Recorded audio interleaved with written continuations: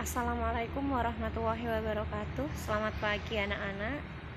Kita jumpa lagi di hari Rabu. Lanjut dengan materi kemarin, masih tentang pernafasan pada manusia ya. Sebelumnya kita awali dulu pembelajaran kita dengan bacaan basmalah terlebih dahulu. Bismillahirrahmanirrahim. Oke, bernafas. Ini kemarin sudah Baris bahas, yaitu proses menghirup oksigen dan mengeluarkan karbon dioksida beserta uap air. Nah, di sini yang perlu diperjelas di hari ini adalah proses pernafasan manusia diatur oleh kerja otot antar tulang rusuk dan otot diafragma. Oke ya, otot utama dalam proses bernafas adalah diafragma. Dilanjut inspirasi, kemarin sudah dijelaskan, cuma di sini Baris pengen ngasih biar kalian enggak lupa. In masuk, exit keluar ya. Berarti inspirasi proses masuknya udara dalam tubuh, ekspirasi proses keluarnya udara dari dalam tubuh. Oke, kita lanjut. Nah, hari ini kita akan membedakan antara pernafasan dada dan pernafasan perut. Jadi manusia ketika bernafas itu bisa menggunakan dua pernafasan, yaitu pernafasan dada dan pernafasan perut. Yang pertama, pernafasan dada adalah pernafasan yang diatur oleh kerja otot antar tulang rusuk. Kerja otot antar tulang rusuk itu pernafasan dada. Kalau pernafasan perut adalah pernafasan yang diatur oleh kerja otot diafragma. Otot diafragma masih ingat ya, kemarin sudah diperlihatkan Baris. Lanjut.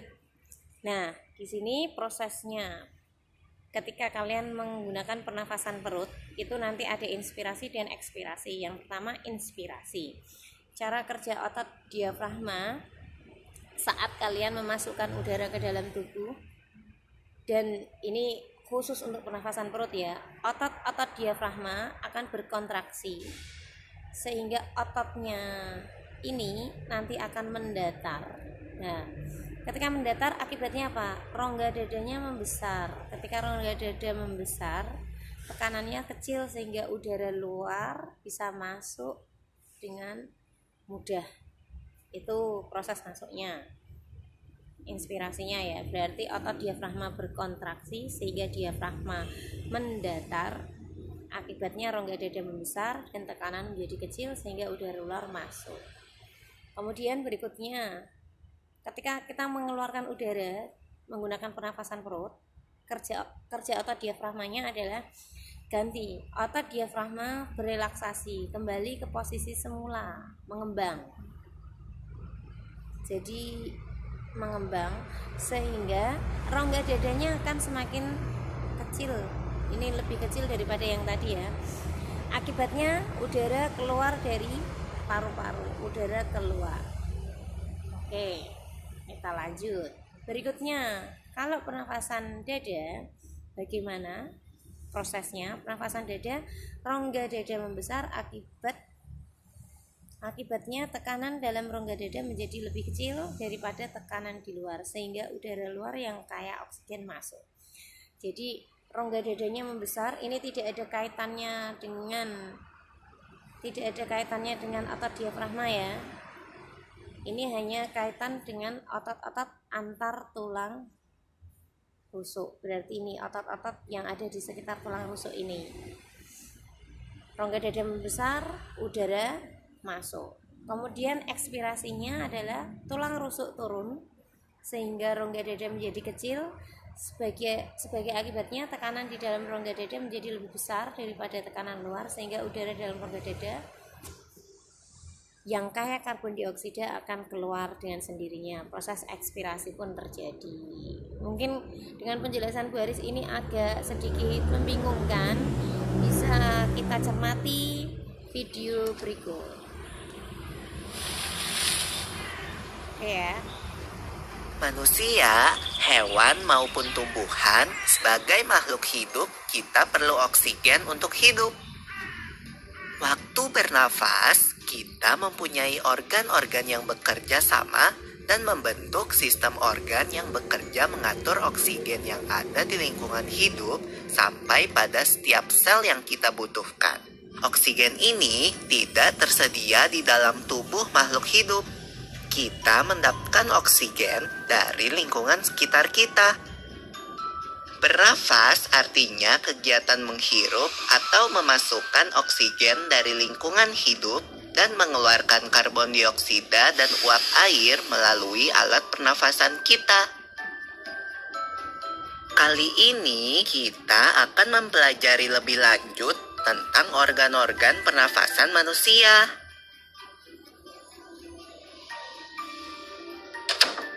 Lula, kamu tahu enggak kalau alat pernafasan kita terdiri atas hidung, pangkal tenggorok atau laring, batang tenggorok atau trakea, cabang batang tenggorok atau bronkus, dan paru-paru. Iya, Pipo.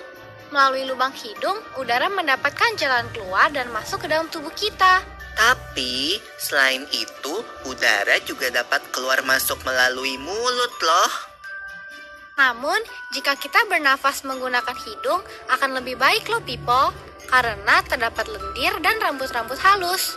Rambut-rambut halus ini berfungsi untuk menyaring udara yang mengandung debu, kotoran, dan kuman penyakit.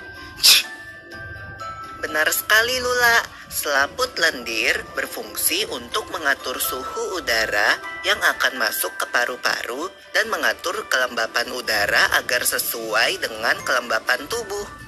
Hidung juga jalur yang langsung terhubung dengan alat pernafasan berikutnya, yaitu tenggorokan.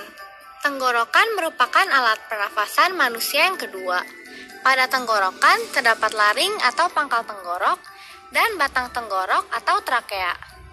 Pada bagian dalam dinding batang tenggorok terdapat selaput lendir dan rambut-rambut halus yang selalu bergetar yang berfungsi menghalangi benda-benda asing yang akan masuk ke paru-paru. Pernahkah kalian tersedak? Kamu pernah enggak, Lula? Pernah banget, Pipo. Itu kenapa ya, by the way? Tersedak merupakan gerak refleks untuk mengeluarkan kembali benda atau makanan yang masuk ke saluran pernafasan. Oh, aku tahu. Gerak refleks adalah gerak cepat dan otomatis yang menanggapi rangsangan dari luar organ, kan? Iya, Lula. Kemudian, pangkal tenggorok yang disebut juga laring menghubungkan hidung dengan batang tenggorok atau yang biasa disebut trakea. Pada ujung trakea terdapat bronkus, yaitu percabangan yang menghubungkan trakea dengan paru-paru kiri dan kanan. Paru-paru terletaknya di dalam rongga dada, kan, Pipo? Jika kita menghirup udara, maka udara masuk ke paru-paru. Lalu, kemana lagi ya? Melalui bronkus menuju cabang dari bronkus yang disebut bronkiolus dan berujung pada gelembung paru-paru yang juga disebut dengan alveolus. Pada alveolus ini kan yang terdapat pembuluh darah, di mana terjadi pertukaran gas oksigen dengan karbon dioksida.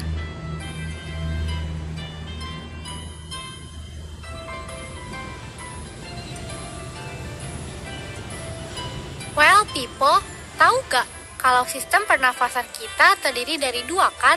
Yaitu sistem pernafasan dada yang umum kita lakukan dan juga sistem pernafasan perut.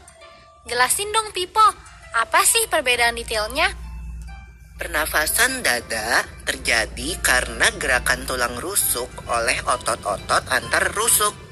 Pengambilan udara terjadi saat otot antar rusuk berkontraksi atau mengerut, sehingga tulang rusuk terangkat ke atas menyebabkan rongga dada dan paru-paru membesar. Oh, begitu. Berarti pengeluaran udara terjadi saat otot antar rusuk berelaksasi atau mengendur. Saat itu, tulang rusuk turun ke posisi semula, menyebabkan rongga dada dan paru-paru mengecil, kan? Ya, benar sekali. Lalu menurut kamu, bagaimana dengan pernafasan perut kita, Lula? Aku belum yakin banget sih, Pipo. Jelasin dong.